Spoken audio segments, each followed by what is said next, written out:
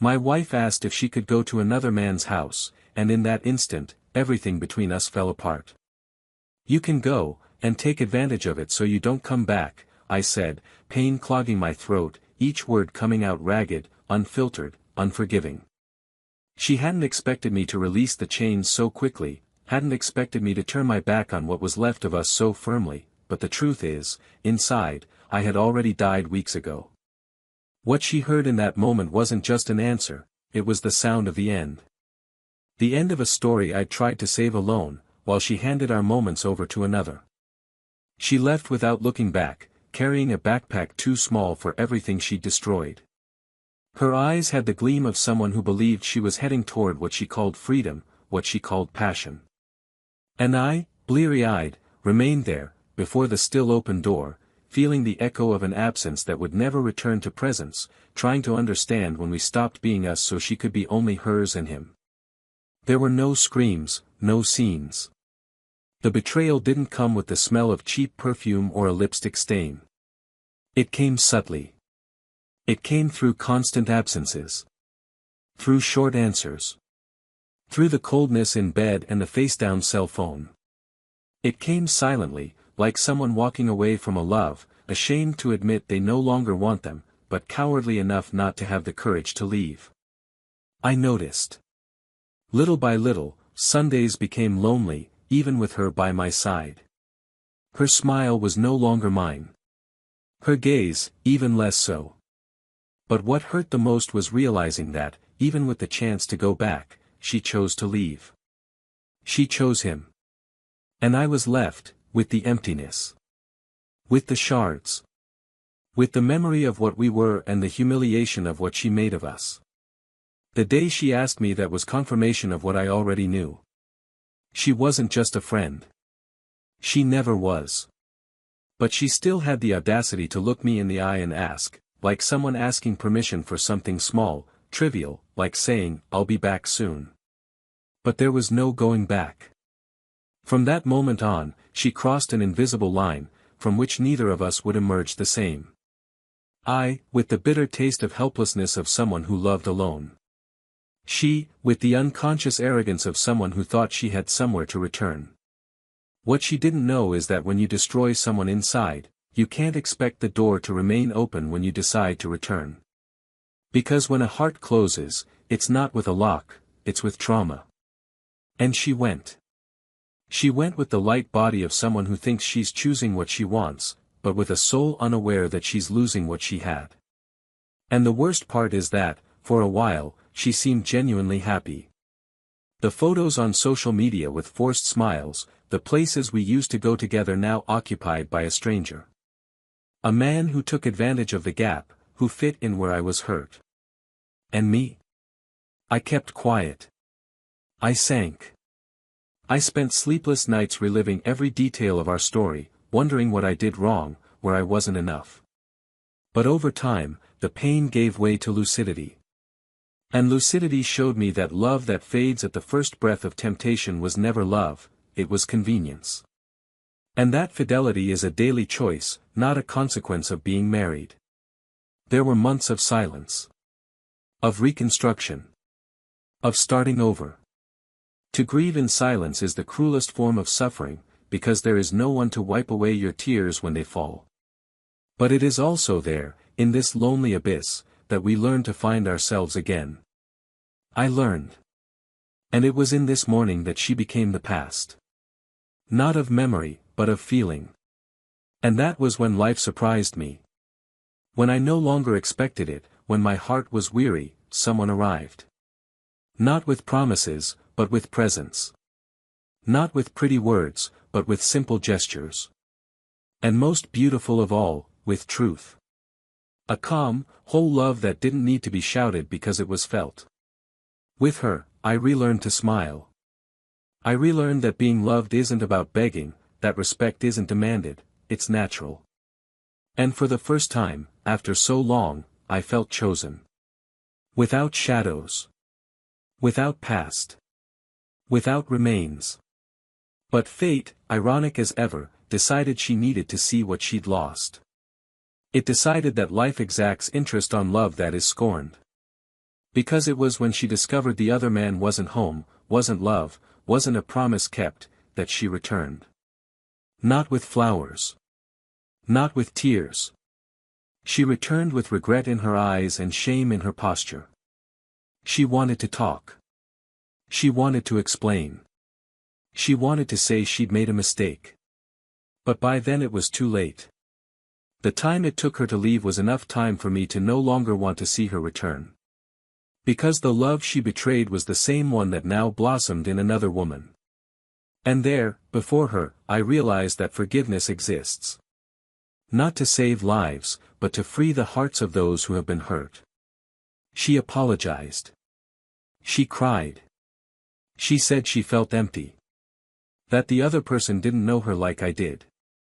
That no one called her by that silly nickname I'd invented anymore.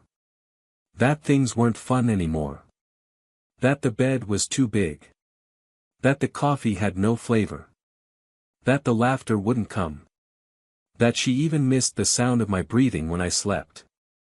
And I, with a lump in my throat, looked at her and smiled with the calm eyes of someone who no longer felt anger, but also no longer felt love. I said it was okay. That I forgave her. But that there was no longer room for her in my life. That it was too late. And there, in that moment, she felt what I'd felt months before, the bitter taste of loss. The difference is that I lost someone I loved, and she lost someone who truly loved her. Perhaps this is the worst pain. Not the pain of being betrayed, but the pain of realizing that the love you let slip away was the only true one. Because no matter how much time passes, some things never come back. People who don't wait. And mistakes that cost too much to fix. I moved on. With my whole heart. With a new love. With peace. And she stayed. Not alone, but without me. Which is almost the same thing. But what she never knew, is that I, too, made a mistake. One that changed everything before she even left. One I carry with me silently, and that maybe, just maybe, explains why she chose to leave. A secret I've never told anyone, and that, deep down, might be the key to understanding how everything fell apart. Welcome to the channel. Here, we don't romanticize cheating, ever. All stories are fictional, but they carry hard truths. Betrayal destroys homes, hearts and futures. Our goal is clear. To show how one wrong choice can change everything, forever. Get ready. What you're about to hear is a story strong, shocking and realistic, made for mess with your emotions. Take a deep breath, the story will begin. They met simply, as the most memorable stories do. It was in a small, almost hidden cafe, on an ordinary autumn day. He, his eyes tired from a long workday, just wanted a strong coffee and some silence. She, leafing through a yellowed book, seemed oblivious to the world around her. It was chance, or perhaps fate, that brought them side by side at that shared table. They exchanged brief words at first, shy smiles, a kindness here, a comment about the weather there. And little by little, like water filling every corner of a glass, they began to fit together. There was an unforced naturalness between them, a lightness that couldn't be explained. His name was Ethan, hers was Julia. Two common names, two souls who discovered their uniqueness in each other. Ethan was the kind of man who carried the weight of the world on his shoulders without complaint. Hard-working, disciplined, with a sense of responsibility that sometimes suffocated him. He came from a simple family, where love and effort always went hand in hand. He wasn't one to make empty promises or give in to impulses. When he gave himself, he was wholehearted. Julia, on the other hand, had a restless, creative aura, full of dreams and loose ideas that she didn't always know how to realize. He came from a somewhat more unstable home, where affection was always present, but it was confusing, often conditional. Perhaps that's why she feared stability, even though she secretly craved it. Ethan offered her this, the security of a haven, the constancy of someone who would be there, even when she herself didn't know where she was going. Their courtship unfolded gently, unhurriedly, yet deeply. Within a few months, their meetings became routine, Sundays began to smell like pancakes cooked together, and movies were watched under the same blanket. There was a clear connection, the kind that makes outsiders comment that they were made for each other. And perhaps they were, at least at that point in their lives. Ethan loved Julia with an almost silent devotion, caring for her in small gestures, water by her bedside, a coat offered on cold days, the car filled with gas without her having to ask. Julia, in turn, found in Ethan a foundation she'd never had, and it frightened her. There was a part of her that wondered if this was love or just a comfort zone so rare she clung to it tightly, even though she didn't know how to reciprocate. They married 2 years later. A small, intimate ceremony, surrounded by sincere smiles and heartfelt promises. The house they bought together wasn't large, but it was cozy. Light walls, hand-picked furniture, every corner filled with memories being made. In the first few months, Julia devoted herself to the home with enthusiasm. She decorated with detail, made grocery lists with little hearts next to them, dreamed up themed dinners, and placed fresh flowers in the living room. Ethan, always attentive, was grateful. He'd come home from work eager to walk through the door and be greeted by her embrace, the smell of her favorite food, the feeling that, finally, he had a home. They laughed a lot. They talked for hours. They planned trips, children, the future. There was a complicity that seemed unshakable. But like every love story that transforms, the change began slowly. First, it was the schedule. Ethan started coming in later. Work demanded more, and he, committed as he was, couldn't say no. Julia, who had previously thrived on their routine as a couple, began to feel lonely. Dinners became foil-covered meals in the microwave. Conversations became shorter. Laughter became less frequent. She tried to signal. She said she missed him. That the nights were getting too long. That she didn't want to be just the end of someone's tired day. Ethan listened. He tried to balance. But the world outside took its toll, and he believed all of it, the extra hours, the effort, was for them, to build something better. He didn't realize that, while he was building the pillars of the future, the foundations of the present were beginning to crack. Julia, for her part, began to withdraw. She spent more time away, immersed herself in personal projects, courses, and meetings with friends. She wanted to fill the void growing inside her, but didn't know how. Sometimes, when Ethan came home late, he'd find her already asleep on the couch, a glass of wine half finished, a series paused on the screen. Other times, she pretended to sleep, turning to the side, avoiding contact. His touch, once desired, became avoided. Not for lack of love, but for accumulated frustration. Silence began to speak louder than any dialogue. Small gestures, once constant, became rare. But even with the growing distance, there was still affection. On the right days, they still knew how to find each other. They still laughed together. They still shared looks that said, "I know you." But these moments became increasingly rare, like small islands in an ocean of routine. Friends understood, but didn't know how to intervene. Some said it was just a phase. Others said marriage really does change. Julia listened to too much advice and felt too little emotion. Ethan, absorbed in his responsibilities, saw her sadness as temporary. He believed that, with more effort, everything would resolve. That all it took was endurance. That love endured.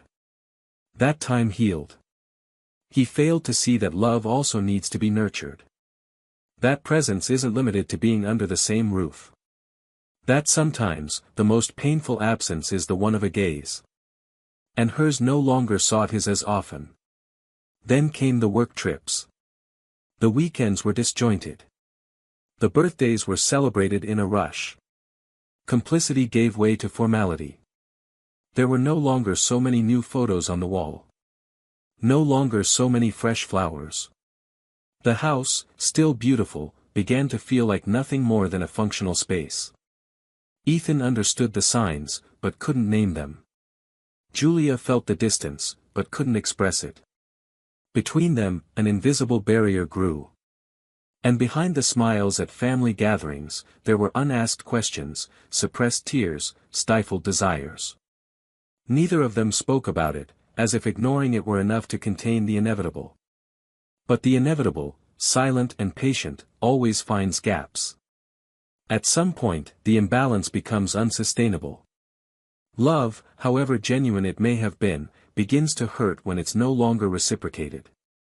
And it was at this point that their story began to change. Not yet with obvious snaps or confessions. Not yet with slamming doors or screams in the middle of the night. But with small deviations. Words left unsaid. Truths avoided. And the persistent feeling that something important, was slipping through their fingers, and neither of them knew how to hold on to it. Ethan kept believing. Because that was the kind of man he was. Someone who bets until the end, even when everything seems lost. Julia, deep down, was already struggling with confusing feelings. There was guilt, there was emptiness, there was longing for what they had been. But there was also need, a vague desire to be seen again. To feel again what she could no longer find at home. They lived under the same roof, but in different worlds. She in search of meaning. He in search of stability. And life, merciless, waited for the exact moment to put everything to the test. On the surface, they were still a couple. Neighbors saw them smiling in the yard, parents asked about their children, colleagues praised their partnership. But inside, their story was already beginning to crack. No scandal, no apparent tragedy. Just the natural wear and tear of two hearts that, though still beating strongly, no longer beat in time. There was no betrayal yet. There was no breakup yet. But there was already something more dangerous than that, the slow oblivion of love. The gradual transformation of an us into two lonely eyes, trying to remember what it was like when everything made sense. And it was at this point in the journey, precisely at this point, that fate began to bend. Still invisible, still silent, but about to change everything. Because what came next wouldn't just be a choice. It would be a consequence. One of those that can't be undone. One of those that leave scars where promises once stood. And the cruelest thing is that, even without knowing it, they were both already one step away from the abyss. Ethan woke up every day before sunrise. The alarm clock rang at 5:30 a.m., but most of the time, his eyes were already open before the sound even invaded the room. His body accustomed to the routine, his mind still wandering between the calm of the night and the weight of the tasks that awaited him. He slipped out of bed quietly, placed a light kiss on Julia's forehead, who rarely moved, and went to the shower, trying to convince himself it still made sense. He made his own coffee, drank it in silence, gazing out the kitchen window at a neighborhood still asleep, and then headed to work as if carrying an invisible mission, to be the man who sustains, who protects, who never gives up. He still believed that effort was love, that sacrifice was proof. But what I didn't know was that, on the other side of town, while he typed reports, held meetings, and struggled to secure a solid future, the present was already slipping through the cracks of what they had once built together. In recent weeks, Julia had changed her routine. She'd become involved in a community art project at a cultural center, a place she'd frequented since college but had neglected in recent years. Now, with more free time and a growing desire to rediscover some version of herself, she threw herself into it wholeheartedly. The center was bustling, vibrant, full of young idealists, teachers, artists, loud voices, colorful walls, and intense gazes. There, Julia felt alive. For the first time in a long time, she wasn't just someone's wife. She was heard, admired, called by name. She felt seen. And this, for someone who had felt erased for so long, was a sweet, addictive drug. At first, it was just a relief. An escape from the monotony that ate away at her insides. But, as happens when one lives in a state of need, any gesture of attention begins to feel like love. It was there that she met Davi. A literature professor, he spoke calmly, had a deep gaze, and an unpretentious way of offering praise. He had a habit of stopping what he was doing to truly listen, without distraction, without rushing. And when he looked at Julia, it wasn't with the familiarity of someone who already knows what she's going to say, it was with the freshness of someone still discovering. This, for her, was new. It was strange. It was dangerous. But it was irresistible. At first, they exchanged mere conversations between classes and events. Then came the messages. The late-night coffees. The laughter. The shared secrets. Until one night, after an exhibition, he walked her to her car, and she, without planning, without rationalizing, simply gave in. The kiss happened quickly, urgently, as if it had been pent up. And in that moment, everything changed. It was no longer about neediness or distraction. It was about crossing a line. And she crossed it. Julia returned home that night with trembling hands and a racing heart. Ethan was already asleep, as always, on his side, his face serene. She lay there for a few minutes, watching him in the dark, trying to understand what she had just done. Was it love she still felt for him? Was it guilt? Was it fear? Or all at once? She went to the bathroom and cried silently, swallowing the bitter taste of betrayal. She didn't regret it immediately. Regret would come later, diluted by other encounters, other apologies, other lies told with frightening ease. But that night, she knew nothing would ever be the same again. Because once you betray yourself, even your own reflection in the mirror becomes a stranger. In the days that followed, Julia tried to act normal. Ethan, as always, seemed oblivious, trapped in his own world. But something in her gaze was beginning to sink in. There was an absence that could no longer be explained by routine or fatigue. It was more subtle. It was as if she were there, but not. As if her body were present, but her soul elsewhere. He tried to ignore it, tried to pretend it was all in his head. But her scent had changed. Her touch was different. The way she held him, the way she kissed him, the way she avoided his eyes during conversations. Distrust grew inside him like a poisonous plant that coils itself around his insides until he could no longer breathe. Still, Ethan didn't confront her. Maybe out of fear of confirming it. Maybe out of pride. Maybe because, deep down, I still wanted to believe everything could be saved. But he began to observe. I wrote down schedules. I noticed the delays, the long showers, the smiles on the phone, the uncomfortable silences. He began to piece together pieces that didn't fit. And when, one random Saturday, she said she was spending the weekend at her sister's house, he knew. He wasn't completely sure, but inside him, something screamed. Something irrefutable. She hugged him before leaving, told him she loved him, and he returned it with a calm kiss. But inside, something in him was dying. For the first time, Ethan felt like he was just an extra in the life of the woman he chose to love. While Julia was away, or so she was, he stayed home. He cleaned, tidied, thought. He relived memories. He searched the house for any sign, but found nothing. She was careful. Very careful. More than he'd imagined. He looked at the photos of them together on the shelf, the wedding album, the old notes stored in a box. It all seemed like a lie now. A stage set for a play he didn't know was finished. The silence of the house suffocated him. Her absence, which had previously been merely annoying, was now like a scream echoing through the halls. He felt small, powerless, betrayed even without proof. And it ate at him. When she returned Sunday night, he was sitting on the couch, his eyes fixed on the door. She walked in casually, dropped her bag, took off her shoes, and asked if he'd had dinner. He nodded in response, and they stared at each other for a few seconds too long. Julia looked away, went to her bedroom, showered, and lay down. Ethan remained there, in the dark, staring at the ceiling. He wanted to scream, to question, to accuse. But he didn't. Because what hurt him most wasn't the betrayal itself, it was the way she continued to pretend everything was fine. As if he were stupid. As if he didn't even deserve the truth. And so it went for a few more days. A game of appearances. A silent dance between two bodies that no longer truly touched.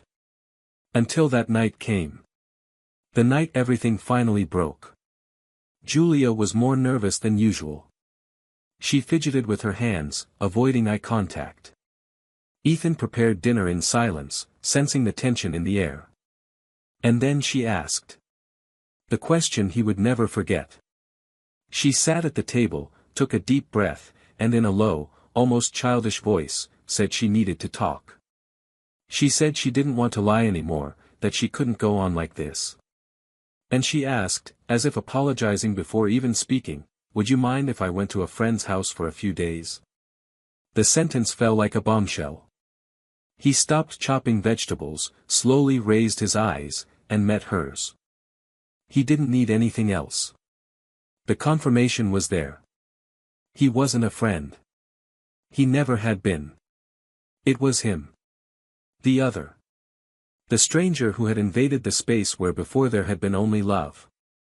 And then Ethan replied, his voice firm but choked, his throat burning as if swallowing shards of glass, you can go, and take advantage of it so you don't come back. Julia remained silent. Her eyes were watery, her body paralyzed. She hadn't expected this. Not like this. She thought he would beg. That he would try to understand. That he would ask for explanations. But all he did was release the chains. She picked up her purse with trembling hands. She didn't say anything else. She just left.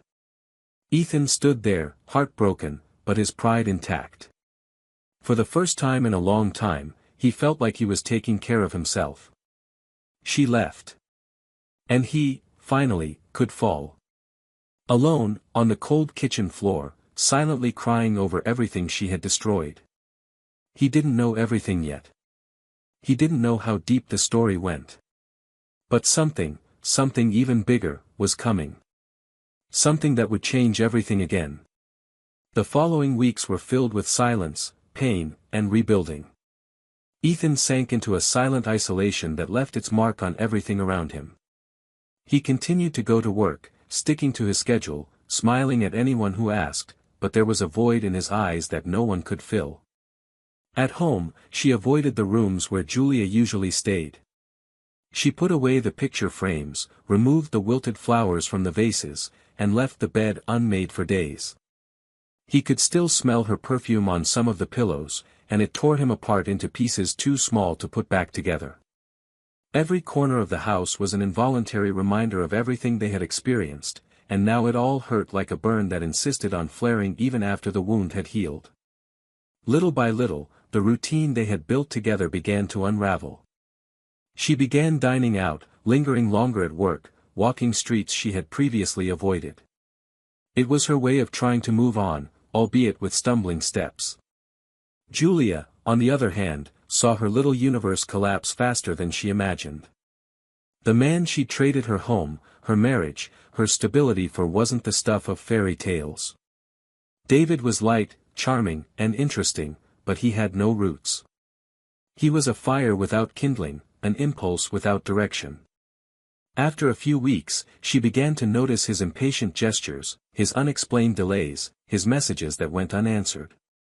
Living together revealed that the initial enchantment hit a man who liked being desired, but not belonging. Conversations became short, nights cold, encounters few and far between. One day, he simply stopped showing up. No explanation, no goodbye. And there, sitting on the couch in an empty apartment, Julia understood. It was just a whim of his. And she, who once had everything, now had no one. Overcome by a suffocating regret, she tried to reach out to Ethan again. She began by sending shy messages, asking how he was, telling him she was still thinking about him. She received no response. She called a few times, always going straight to voicemail. Then she tried seeing the daughter of a mutual friend, hoping for an excuse to stop by. It didn't work. Ethan had built walls too high for any gesture from her to penetrate. And still, she persisted. She no longer knew who she was without him. And on a gray Thursday morning, she decided to go to the house where she had once been happy.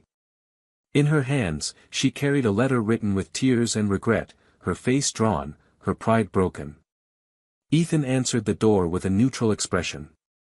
Surprised, but serene. She asked to talk. He hesitated for a moment, then nodded and made room. They sat at the kitchen table, the place where they had so often laughed, planned, and shared comfortable silences. Now the air was thick, almost suffocating. Julia began to speak, to apologize, to say she didn't know what she was doing, that she had been immature, that she even missed the way he cut the fruit in the morning. Ethan listened, motionless. He didn't react, didn't interrupt, just let her release the weight that was clearly consuming her. She said she couldn't sleep, that everything reminded her of him, that no one else made her feel safe, that he was her home. She said that if he would accept, she wanted to try again. She wanted to go back. Start over. And then he spoke. His voice low, firm, looking into her eyes as if he no longer felt pain, only memory. He said he didn't hate her. That there was no room for resentment in someone who had already mourned everything. He said he forgave her. But that he would never allow her to return. Because it wasn't a matter of resentment, but of dignity. That loving didn't mean accepting anything.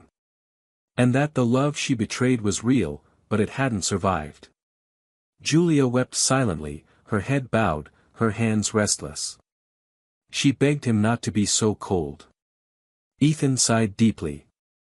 And then he said, with the calm of someone who has carried a burden for too long, "You want honesty? I'll give it to you. But not to hurt you. Just because I can't bear this alone anymore." She looked up, confused. He stood, walked to an old cabinet, and took out a small but weathered cardboard box. He placed it on the table. He opened it. Inside were envelopes. Photos. Prints. Julia frowned, uncomprehending. Then he began to tell her. He said that, months before all this happened, he had known about her involvement with David. That someone very close to David, his wife, had discovered the affair before Julia even imagined it. Upon finding out, Julia sought out Ethan. Not out of anger, but out of desperation. She showed him evidence. Screenshots of conversations, photos of the two of them together at the cultural center, notes exchanged. She said she didn't want a scandal. She just needed him to know. Ethan said he was in shock, that he spent sleepless nights trying to figure out what to do. He thought about confronting her, yelling, leaving. But in the end, he decided to wait. He wanted to see how far she would go. He wanted to know how much love she claimed to feel was genuine. Julia was trembling. Tears streamed down her face pale. She asked why he hadn't said anything. Why he'd let her continue. And Ethan responded with a sentence that landed like a punch in the already thin air of that kitchen, "Because I needed to see you choose me. And you chose him." The pain in her eyes now wasn't just regret, it was humiliation. Knowing she'd been watched, that everything had been seen, that the lies had been followed in silence, it destroyed her. Ethan added that all along, he'd known everything. That every time she said she was tired, he knew who she was with. That every excuse, every absence, he swallowed silently, waiting for her to come back on her own. But she didn't. And then came the final blow. Ethan pulled a photo from the box. It was David, standing next to a woman. His wife. And more than that, Julia's childhood best friend. They had lost touch in recent years, but the connection remained. Julia recognized it instantly. And she was devastated. The man she had destroyed her marriage for was married to someone she had known since adolescence. A woman who had welcomed her, who had supported her through difficult times. And now, realizing the extent of her own betrayal, Julia didn't know where to put her shame. Ethan explained that this woman had withdrawn from everything. She moved to another city, left social media, and quit her job. The humiliation was public. The messages Julia exchanged with David had been leaked by someone in their social circle. And she didn't know it.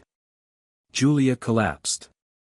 She fell to the kitchen floor, weeping like a lost child. She tried to speak, but no words came. Ethan just watched her. Not with contempt, but with the distant compassion of someone who no longer belongs to another's pain. He bent down, placed a hand on her shoulder, and said firmly, "I hope you find peace. But it's not here anymore." He stood, walked to the door, and left it open. She left without saying a word. Without looking back. And in that moment, everything inside her crumbled. Because it wasn't just the loss of the man who loved her. It was the loss of herself. Of the image she had of who she was. Of the certainty that there was a return. She understood, finally, that some choices cannot be undone. And that some doors, once closed, never open again. Julia walked aimlessly down the sidewalk, feeling as if her feet were carrying her instinctively, because her mind was no longer in control. Tears dried on her face in the cold night wind, but what truly burned was inside. A bitter desert opened up in her chest, not just from losing Ethan, but from realizing what she had become. Each step echoed as if she were stepping on the shards of all the wrong choices she had made. And now, not even silence was a refuge. Her conscience screamed. It screamed the truth she had tried to ignore for months. That absence was no excuse. That loneliness was no justification. That the mistake was hers alone. And that, no matter how much she hid behind her needs, in the end, she had destroyed the only place where she had ever been truly loved. The city seemed indifferent to her pain. Cars passed, people laughed on restaurant sidewalks, headlights changed colors, and everything went on as if nothing had happened. It was strange to be in freefall and the world kept spinning. Julia didn't know where to go. The apartment she'd shared with David was no longer hers. He'd disappeared, left everything behind, and she didn't even have the courage to go back for her things. The place was permeated by the farce they'd lived through. She couldn't face that space. She considered going to her sister's house, but didn't have the strength to explain. Finally, she ended up in a cheap hotel in the old part of town. The room was small, musty-smelling, with scratchy sheets. But it was what she deserved. And it was there, alone, staring at the stained ceiling, that she began writing the letter she would never deliver. A confession. A plea for forgiveness. An outburst. She wrote for hours, crying between the lines, as if she could wash away the guilt with ink. Meanwhile, Ethan also decided to move on, but quietly, without telling anyone. He got in his car the next day and drove to a coastal town 3 hours away. He needed to breathe new air, step on new sand, get away from the place where everything reminded him of what would never return. He rented a simple cottage near the sea and spent 2 days simply gazing at the horizon. He no longer felt anger. Only a profound weariness. As if everything that had been drained from him in the last few months now needed to be replenished with silence, with time. He didn't speak to anyone. He didn't respond to messages. He wanted to hear himself again. To understand who he was, now that everything that had been was no longer. And slowly, as the sea broke its waves leisurely against the sand, he began to feel something akin to lightness. As if the grief was finally fading, leaving in its place the possibility of starting over. It was on a cloudy afternoon, sitting in the cafe overlooking the sea, that he met her. Emma was at the next table, a cup of tea in her hands and an open, unread book. Her eyes fixed on the window, her mind far away. A meeting without pretense, without promises. But something about the silence shared between them drew him in. Ethan noticed the details, the way she held the mug with both hands, as if trying to warm herself from the inside out, her serene demeanor, and her gaze that, even distant, was welcoming. It was she who spoke first, with a simple comment about the weather. he responded. And they stayed there, talking for long minutes that seemed to stretch into hours. Nothing heavy, nothing deep. Just light. And light was all he needed. He discovered that Emma was an occupational therapist, had come to visit her sick mother, and used her days off to spend time near the sea. The conversation flowed as if they already knew each other, and when they said goodbye, they exchanged numbers with a genuine smile. In the days that followed, they continued seeing each other. They ate lunch together, walked along the sand, talked about books, movies, and pain. Ethan, without realizing it, began to open up. He spoke about the end of his marriage, the choices he couldn't stop, the pain of being replaced by someone he never had the courage to face. Emma listened without judgment. She didn't use clichés. She just listened, welcomed, and that was enough. The connection grew slowly, without urgency. It was a calm, respectful love. And more than that, it was a love that was possible. Because Emma wasn't there to fill in the gaps, but to walk alongside him. Ethan realized he was still capable of feeling. That there was still a whole heart inside him, even after everything. Meanwhile, Julia was going through a reverse process. Each day was a new loss. She tried to return to work at the cultural center, but the atmosphere had changed. Many knew about the scandal. Forced smiles, sidelong glances, hushed comments. She felt invisible and, at the same time, exposed. She couldn't take it. She quit and returned to her parents' house, where she found only judgment and silence. Her mother, though loving, kept a discreet distance. Her father didn't bring up the subject. It was as if she were an uncomfortable visitor everyone hoped would leave soon. And that hurt more than any scream. The loneliness was absolute. She had lost everything. And for the first time, she understood that losing someone isn't just about physical absence. It's about the pain of knowing you were someone's home, and chose to burn it down. He then decided to do what he'd been avoiding for weeks. He went after his old friend. David's wife. The one she betrayed so cowardly. He knocked on the door of a small house in the suburbs, an envelope in hand, his heart racing. The woman answered, serious, her face grim. Julia asked for just 2 minutes. You said you needed to talk. That you didn't want forgiveness, just to be heard. And with tears in her eyes, she began to speak. She told him everything. She said she hadn't known she and David were still married, that she believed their marriage was over. She said she felt like garbage for having caused so much damage, that she would regret every day of her life for betraying the trust of someone she once considered a sister. The woman listened without interrupting, arms crossed, expression impenetrable. When Julia finished, she apologized, turned her back, and left. But before closing the door, the woman said a single sentence that would forever resonate in Julia's memory: you didn't just destroy a marriage, you destroyed the image I had of you. And that is irreversible. That sentence marked the end of everything. Julia returned to the hotel and spent days locked away in silence. She began therapy. She read books about forgiveness, guilt, and rebuilding.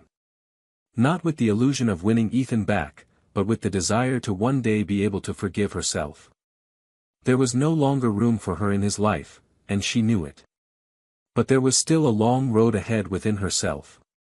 A road full of obstacles she had laid herself. And which she now had to traverse, alone. Months passed. Ethan and Emma became a discreet, mature couple, building everything from scratch, unhurriedly. He returned to the city, but he wasn't the same. He was calmer, more determined. He learned to trust again, learned to dream again. One day, leaving a market with Emma, he passed Julia on the sidewalk. She saw him first. She stopped. Their eyes met.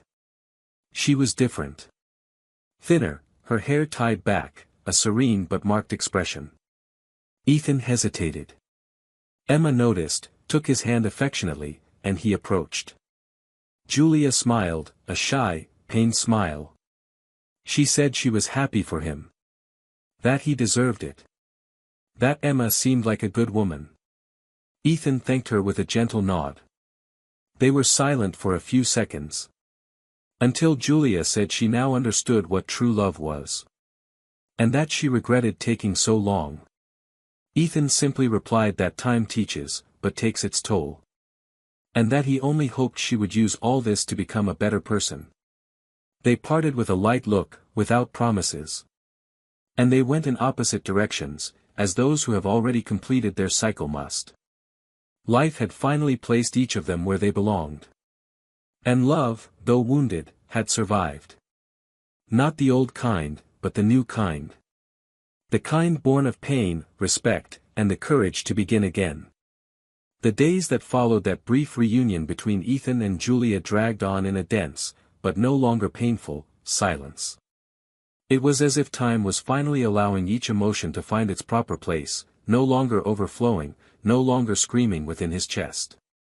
Ethan continued to live with Emma, still cautiously, unhurriedly, but now more confident, more aware of his choices. Her presence was gentle, undemanding, and yet firm enough to make him realize that true love can also be light. He no longer sought what he had lost, nor did he long to regain what was left behind, and it was this detachment that made everything clearer. There were still marks, of course, and always would be. But now, the marks were like old scars that he viewed without revulsion, simply as part of the journey that had brought him here. Julia, on the other hand, was facing the most arduous process of all, rebuilding her own identity. For the first time, she wasn't seeking justifications, nor was she blaming circumstances. She was face to face with her own essence, trying to understand where she had stopped recognizing herself. She continued therapy regularly, and even in the sessions where silence prevailed, she learned something new. She began noting small advances, being able to sleep through the night, making coffee in the morning without crying, walking streets she used to walk with Ethan without feeling the ground slip away from her. It wasn't a linear path. Many days, the pain returned with a vengeance, a smell, a song, a similar face was enough. But now she allowed the pain to come, and no longer hid it. She began engaging in social projects, seeking new courses, re-establishing family relationships, and asking forgiveness from people she had hurt. Some forgave her, others not, but the gesture was not in vain. There was a new urgency within her, to become someone better. Not to prove anything, but because she finally understood the harm she had caused, and she no longer wanted to be able to repeat it. One rainy morning, she stood before a mirror and asked herself who she wanted to be from now on. She didn't answer with words, but it was then that she decided that, even if love never returned, even if Ethan was just a distant memory, she would need to be someone who would never cause that kind of pain to anyone again. And that required more courage than anything she had done up until that point. A silent courage, without an audience, without applause. But genuine. Meanwhile, Ethan and Emma continued to build a serene routine. It was different. Emma didn't suffocate him with promises or pressure. She was simply there, day after day, with a constant presence and honest words. He discovered that love also meant allowing oneself to receive. With her, he learned to share life, not as someone who depends, but as someone who adds to it. One night, when they arrived together from a short trip to a nearby town, Ethan watched her sleeping on the couch with a book on her lap and felt something he hadn't felt in a long time: peace. Not the peace of escape, but the peace of knowing they were exactly where they were meant to be. He grabbed a blanket, carefully covered her, and silently gave thanks. Not to life, not to fate, but to his own resilience. For not letting himself be destroyed, for bearing the weight of betrayal, and yet, not hardening his heart. One sunny weekend, Ethan was invited by a mutual friend to an informal lunch. He accepted out of politeness, and when he arrived, he was surprised to see Julia among the guests. It wasn't intentional, she also seemed uncomfortable, but no one there knew the full story. For a few minutes, they avoided each other. She kept to discreet conversations, he occupied himself with the children running around the yard. Until, late in the afternoon, they found themselves alone in the kitchen, looking for something to drink. The silence between them was respectful but tense. Ethan was the first to speak. He said he hoped she was okay. Julia, with firm eyes, replied that she was still trying, but that she now knew herself well enough not to lie. She said that every mistake had a price, and that she paid hers every day. The sincerity in her voice wasn't a plea for a return, nor even an apology, it was simply a truth spoken with courage. Ethan nodded and replied that he hoped she would rebuild, because deep down, everyone deserves to find peace after chaos. That moment finally sealed the cycle that had begun to close months ago. There was no more hurt. No more resentment. Just the mature awareness that some people come into our lives to teach us how we no longer want to feel. And that, as painful as it may be, is also love. A love that transforms, that says goodbye, that liberates. In the following days, Ethan received an email from Julia. It was short and to the point. She thanked him for listening that afternoon, for being kind, and for, even without realizing it, helping her move on. She said she wouldn't write anymore, wouldn't interfere in his life, but that she sincerely hoped he would be happy, with or without her. Ethan read it and didn't respond. Not because he was angry, but because he understood it didn't need a response. Sometimes, silence is the only answer that closes a door with dignity. In the midst of all this, an unexpected invitation to speak at a local university arrived. Ethan, who had always kept his personal life private, was asked to speak about ethics, values, and integrity in the corporate environment, where he was highly respected. He initially declined, but Emma encouraged him to accept. She said it might be time to share his story, not with details, but with truths. On the day of the talk, speaking before dozens of students, Ethan spoke about choices, about loss, about the value of loyalty.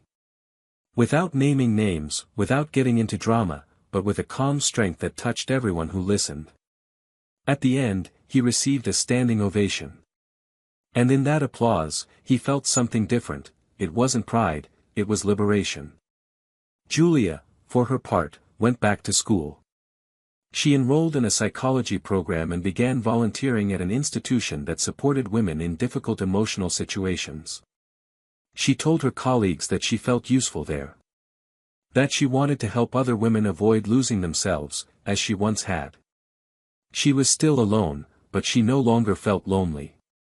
She was relearning to live with the essentials.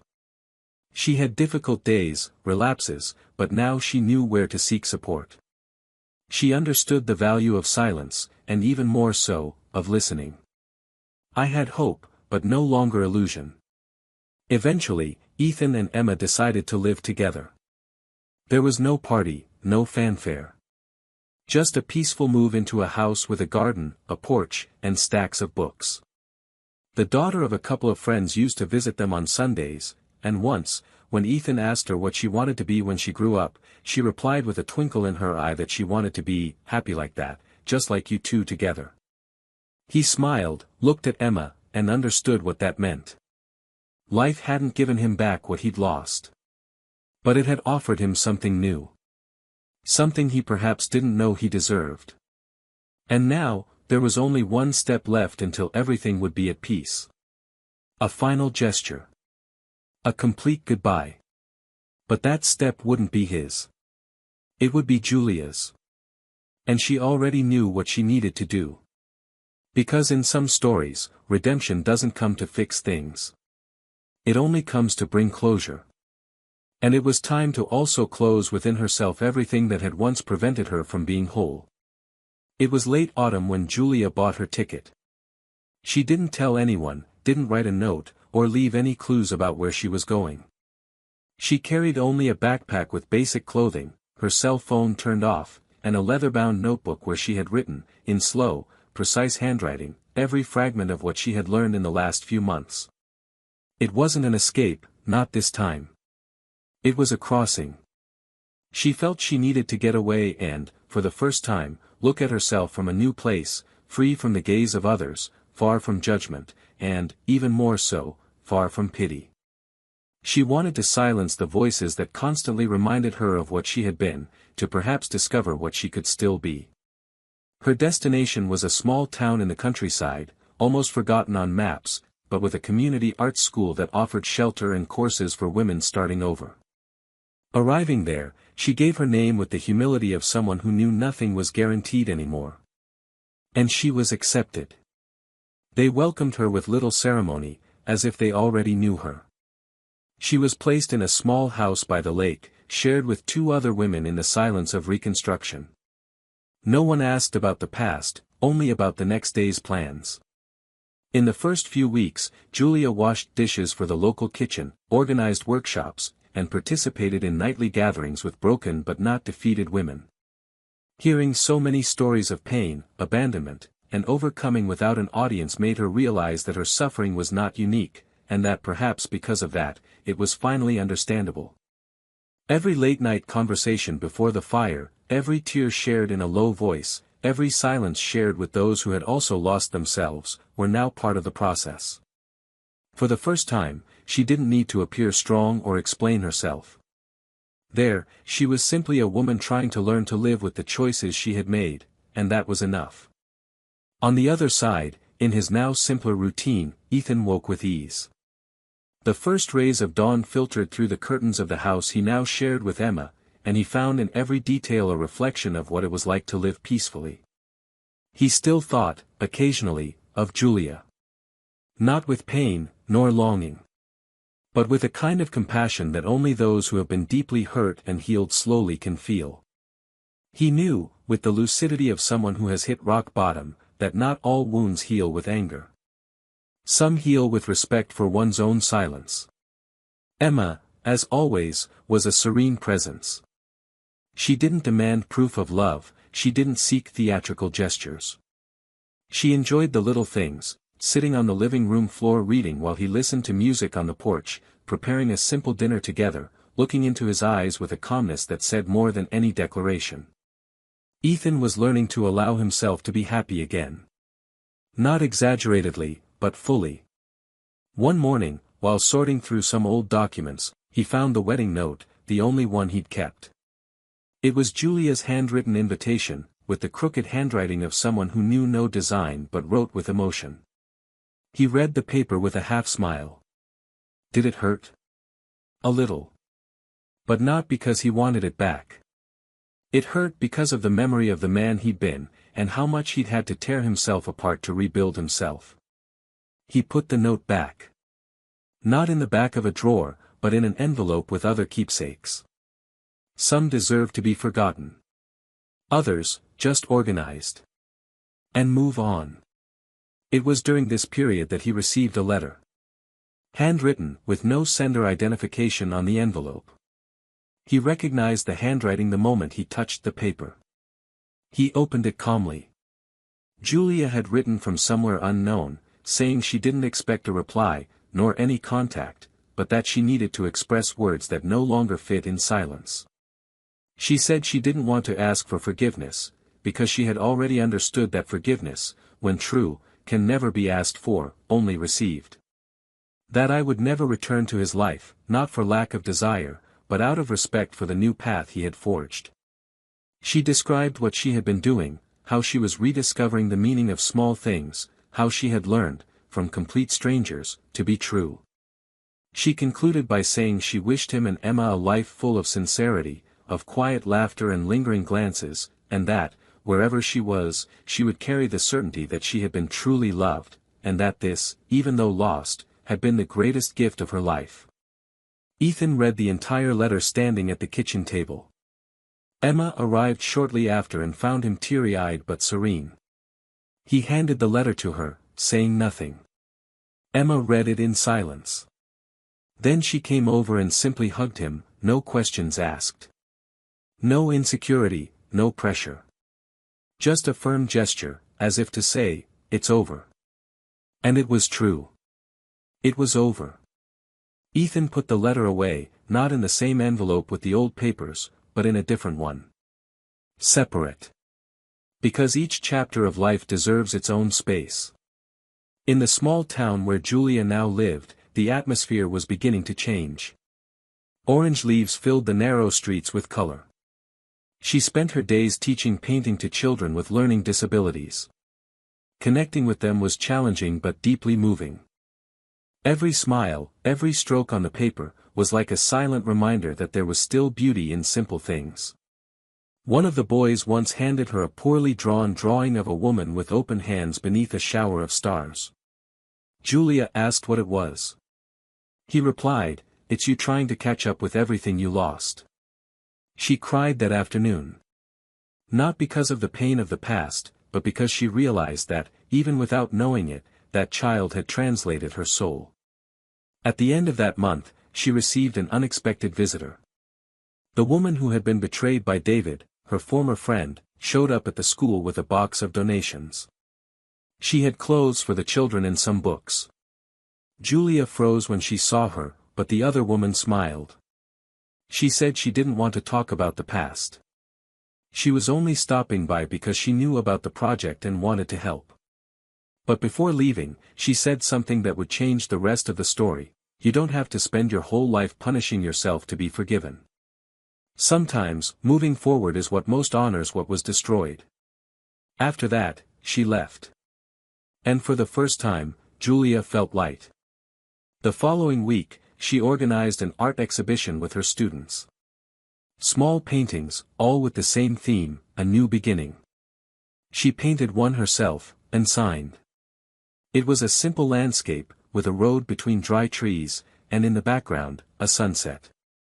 It was a clear symbol, an end and a beginning on the same horizon. The painting sold before the exhibition even began, bought by a woman who never knew its story, but who said she felt something when she looked at that road. Meanwhile, Ethan was promoted at work. But more important than the position was the way he began to be heard. Many, upon learning about his journey, began seeking him out for advice, conversations, and reflection. He never exposed Julia. But he shared his experience as someone who had been broken, deceived, and yet chose not to become bitter. Emma admired him for this. She said his strength lay not in overcoming, but in his humanity. And perhaps that was the key to everything. That winter, sitting before the fireplace in their new house, Ethan and Emma talked about adoption. There was no rush, but there was a desire. Emma had always wanted to be a mother, and Ethan now felt he had the space within himself to give love again, without reservations, without fear of loss. They said they would think about it together. And that night, as he closed his eyes, he no longer thought about what he had lost. Only about what was yet to come. On the other side, Julia, lying in her small bed, looked out the window at the clear sky and whispered to herself that she now understood: starting over isn't about forgetting, it's about learning to remember without bleeding. And in that calm, each in their own corner, the two, finally, found peace. At the turn of the year, the center where Julia worked organized a closing retreat. The women gathered around a campfire and, one by one, read aloud letters written to their past selves. Some wept, others smiled. Julia, with the paper between her fingers, hesitated for a moment before beginning. Her letter offered no apologies, no pleas. It was, above all, a farewell to the woman she had been. The one who chose the easy way out, the one who destroyed a home out of need, the one who forgot who she was to please those who never truly saw her. She said, in a firm voice, that the most serious betrayal she had committed was not against her husband, nor against her friend, it was against herself, convincing herself she needed someone else to feel alive. When she finished, there was silence. But not the silence of embarrassment. It was a silence of welcome, of deep understanding. Because everyone there, in some way, had betrayed themselves at some point along the way. And now, they were trying to make amends, one small choice at a time. The next morning, Julia woke before sunrise, put on her shoes, poured hot coffee in a clay mug, and walked to the lake. She sat on the edge of the wooden bridge and watched the mist dance over the water. She no longer felt the despair that had plagued her months ago. Nor the anguish. What remained now was a gentle melancholy, like someone who accepts that not everything can be fixed, but almost everything can be transformed. She took the small brooch she had worn at her wedding, the only object she still had from that time, from her pocket and threw it into the water with a sigh. Not with pain, but with release. It was symbolic. It didn't erase the past, but it made it clear that the future no longer depended on it.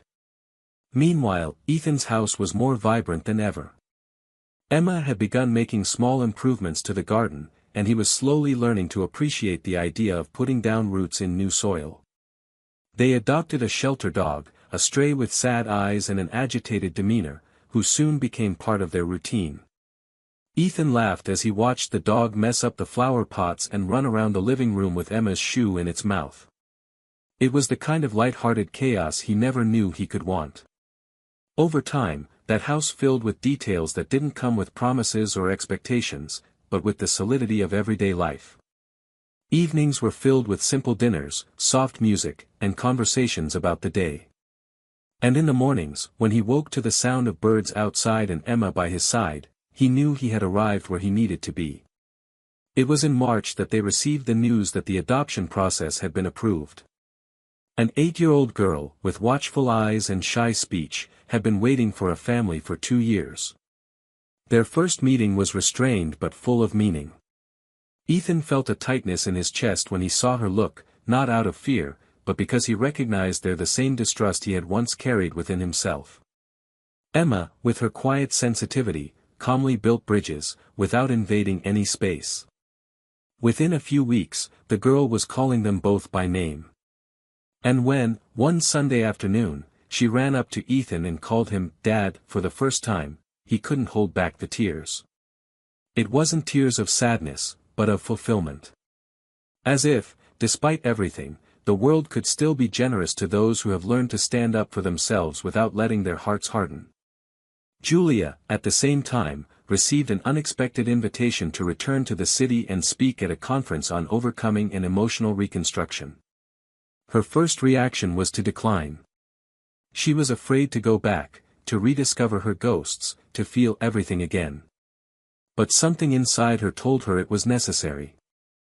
That facing the past head-on was the final step toward truly leaving it behind. She prepared her speech carefully. She didn't omit the betrayal. She accepted the consequences. She spoke of the shame, the isolation, the pain of looking in the mirror and not liking who she saw. But she also spoke of the strength she found where she least expected it, of the hands that helped her when she no longer had the courage to ask for help. And above all, she spoke of the capacity each of us has to change, even after the most serious mistake. At the end of the talk, there was applause.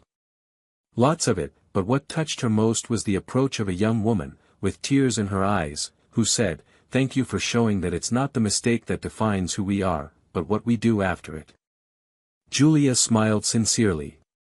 She knew she had finally accomplished what she needed to accomplish. In the following days, she decided not to stay. She said goodbye to the city that had once been the scene of her downfall, and also her hardest lesson, and returned to the countryside, where she now maintained her project with children and wrote a book about the process she had experienced. Not to be famous, nor to explain herself, but because she believed that pain, when healed, can become a bridge to others. One afternoon, without any pretense, Ethan found that book in a local bookstore. You read the back cover.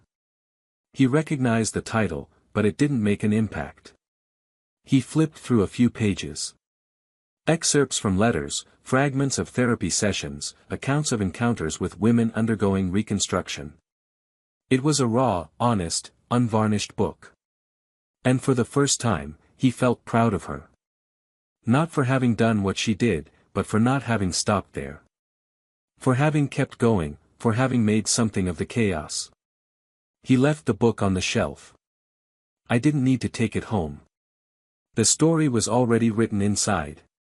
When he returned, he found Emma and her daughter laughing in the backyard. He sat beside her, watched the scene, and knew the cycle was complete. Not because he had forgotten the past, but because he had learned to be happy despite it. Months later, Julia received a letter from her old friend, David's wife. She said she had read the book. That she had cried, yes. But that she felt relief. Because, somehow, it had also healed a part of her.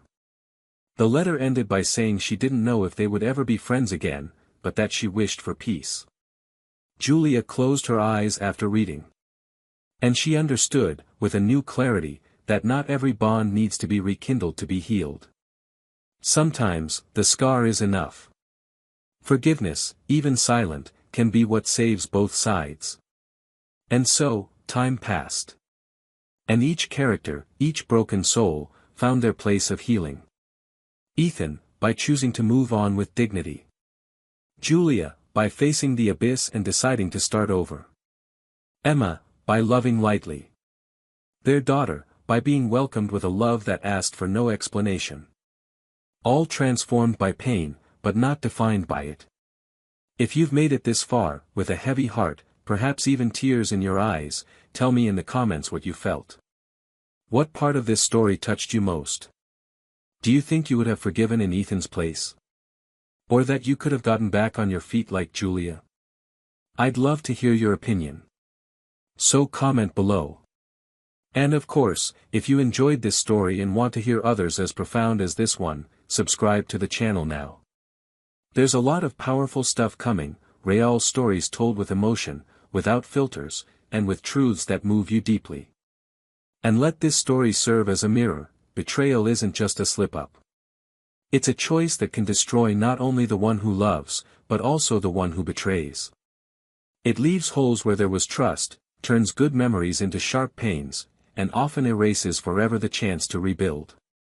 Families torn apart, futures torn apart, hearts torn apart, all for a moment of impulse, for a fleeting desire. And so, here on this channel, we make it clear, we do not support any kind of betrayal. Never. Choose to love truthfully.